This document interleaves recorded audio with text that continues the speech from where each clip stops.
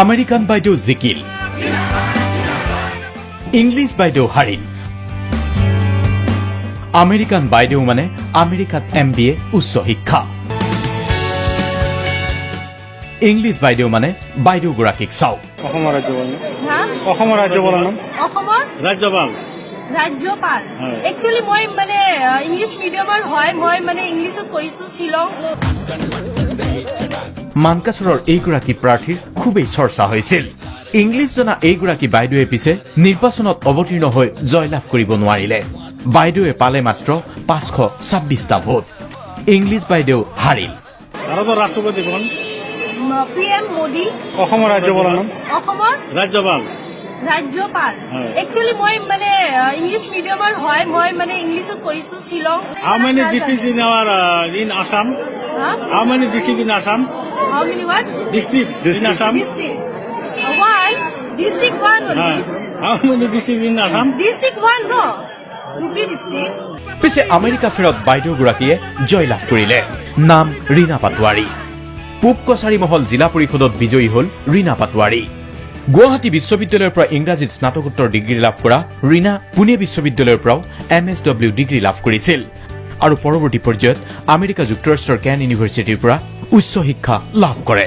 প্ৰথম মই MA English আৰু MSW মই পুনে ইউনিভাৰ্চিটিৰ পৰা কৰিলোঁ। তাৰপিছত মই শিশু সুৰক্ষাৰ এটা ইউনিচেফৰ প্ৰজেক্ট আছিল, এইটো বম্বেত 3 বছৰৰ কাৰণে জব কৰিলোঁ। হেল্থত ইণ্টাৰেষ্ট আছিল কাৰণে কেইন ইউনিভাৰ্চিটিৰ পৰা হেল্থ ছাৰ্ভিচ এডমিনিষ্ট্ৰেশ্যনত MPA কৰিলোঁ আৰু জিৰিয়াট্ৰিক্স মোৰ ফ'কাছ এৰিয়া আছিল, সেইকাৰণে তাত এবছৰ ৰিচাৰ্চ কৰিলোঁ এছিষ্টেড লিভিং ফেচিলিটিত। জয়ী হৈয়ে ৰীনা পাটোৱাৰীৰ আত্মপ্ৰত্যয় কিবা এটা কৰাৰ।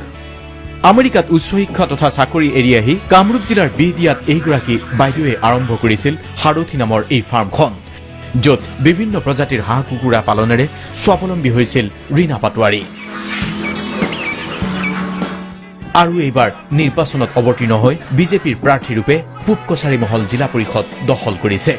যিসকল শিক্ষিত প্ৰাৰ্থী হয় আচলতে ৰাজনীতিত প্ৰৱেশ কৰিব নিবিচাৰে, শিক্ষাৰ আৰু ৰাজনীতি যেন একাত্ম হ'ব নিবিচাৰে, কিন্তু আপুনি ইমান উচ্চ শিক্ষিত হোৱাৰ পিছতো ৰাজনীতিলৈ কিহৰ কাৰণে আপুনি মন মেলিলে?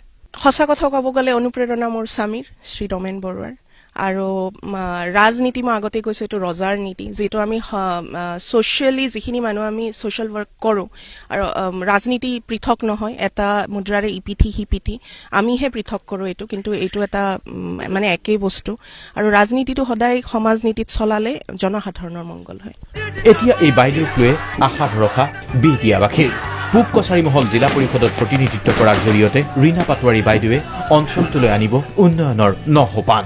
সেই প্ৰত্যাশাই এতিয়া ভোটদাতা ৰাইজৰ মাজত। বিহদিয়াৰ পৰা বিপুল ডেকাৰ সহযোগত ব্যুৰো ৰিপৰ্ট DY 365।